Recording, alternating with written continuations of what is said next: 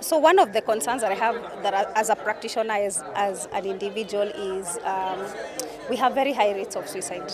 Okay, so we are saying every 20 seconds somebody is dying. We are saying we have over 700,000 lives that are lost. Those are WHO statistics. We are also saying that technically 1 in every 4 people suffer or will suffer from a mental illness. Okay, and suicide is one of the symptoms where mental illness is concerned. Yet in this country that has recorded suicide being the second leading cause of death amongst the youth is fully made up of the youth. So you can imagine how much more at risk we are. Secondly, one thing that is also a concern is that we are still in a space where deaths by suicide are recorded as a criminal offense. All right? So we are trying to change that narrative as practitioners, and we are saying, let's not use the word committed suicide, because we don't say committed diabetes or committed cancer. We say that person died from cancer. So once we change that narrative and say this person died from suicide, then we are looking at it as a symptom of a disease. And if it's truly a symptom, what needs to be done is treatment. So if the law eventually gets changed, then we are going to increase the chances of people coming to seek help, because they're not afraid to be jailed, they're not afraid to be, they're not stigmatized, or they're not afraid to be charged. Yes. How would you say this is hard? What we have done in terms of trying to create awareness is talking about it. At Mindful Kenya, we have various programs which we focus on to give that kind of information. For example, we have what we call Mindful for Schools, where we focus on school-going young adults, especially the ones who are in high school, because of the transition that takes place during that time. So we also have a program which we are now focusing on men, which we are calling Ajala. We have a hashtag which we're saying Fungua Roho, which is to say we are encouraging all men or gender, the male people, to be able to talk about their issues. Most men don't want to talk about it because of fear, others stigmatization, others are ashamed, and many other things that come along with that. So as men, we are calling them out and we are saying, it is okay to talk about issues. And now we have an anonymous calling, where you can call and nobody will know it is John who is calling or it is Joseph who is calling. Being anonymous, it enables that person to talk about their issues, we believe, confidently and without fear that they're going to be judged by anyone. Hence the reason why we are saying Fungua Roho, talk about it. No one is going to judge you. No one will know who you are. That is the program we are currently running, which we plan to launch in the next 3 weeks or so. So my personal experience, coupled with substance abuse, heroin use, intravenous, I had multiple overdoses. As a drug addict, I lost everything: relationships, education, monies, been into multiple institutions.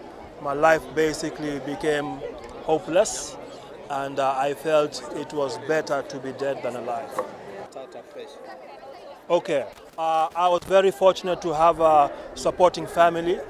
So my family, when they realized that I'm ready for help, I actually requested for the help after several overdoses. They then referred me to a psychiatrist. Okay, in fact, it was a psychiatrist at Chiromo Medical Lane. And then that began the process where I would go to the pharmacy, where they would get the scientific evidence. I'd then be referred to a therapist or therapists that I'd continue to work with, got into support groups, and now I'm at the level where I'm sharing my story. So it is an ongoing, even right now, I'm still very much in contact, constant contact with therapists, because it is a journey. It's not like malaria. Today you have malaria and 5 days later you're cured.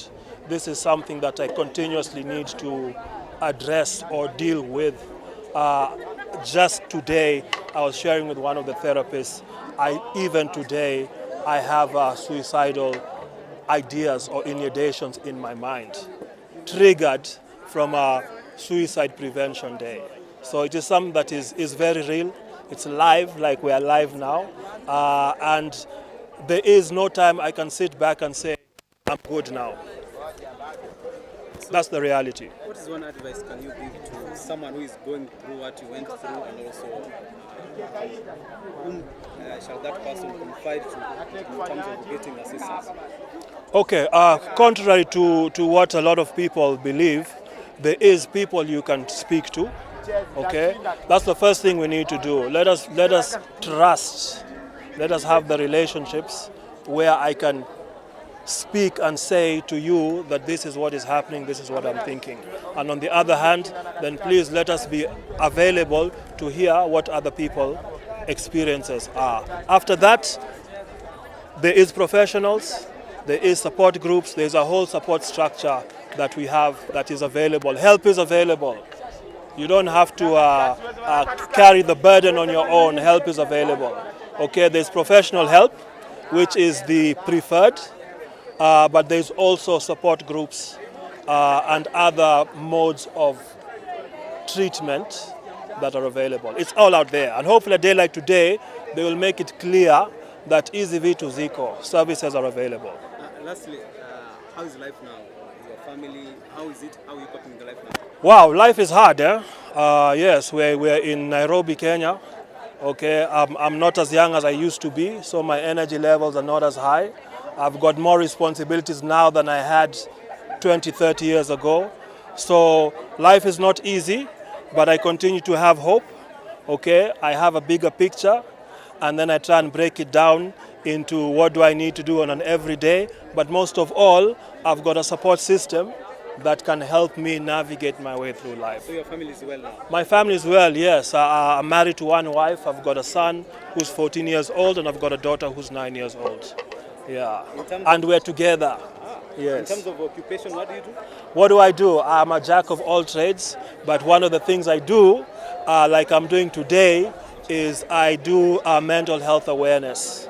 Yes, that is what I do as a vocation, almost like a calling, because it's a real life experience for me. Much appreciated, sir. Thank you very much.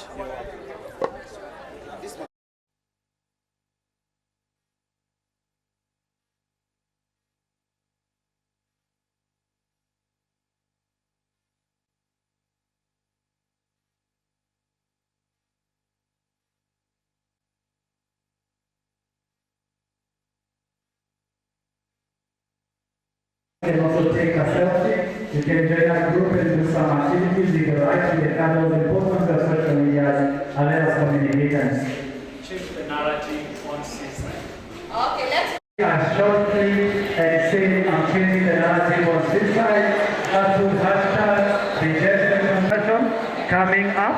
And we are going to talk more about suicide and how we can get help, pointers and can do if somebody says he or she has suicide thoughts. Thank you. Suicide, there are families who are mourning the loss of their loved ones, their friends, who have actually succumbed to suicide. But we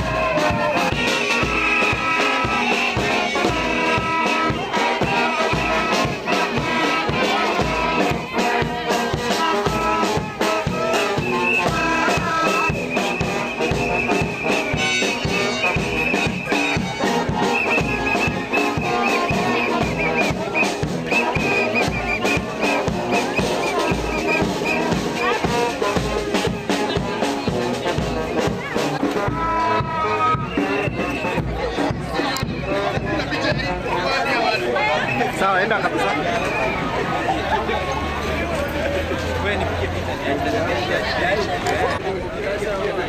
Changing the narrative. Changing the narrative. Ngoja. Changing the narrative. Why suicide prevention? Hey! 2020. Oh! Tunasema nini? Tusijiue. Tunasema nini? Tusijiue.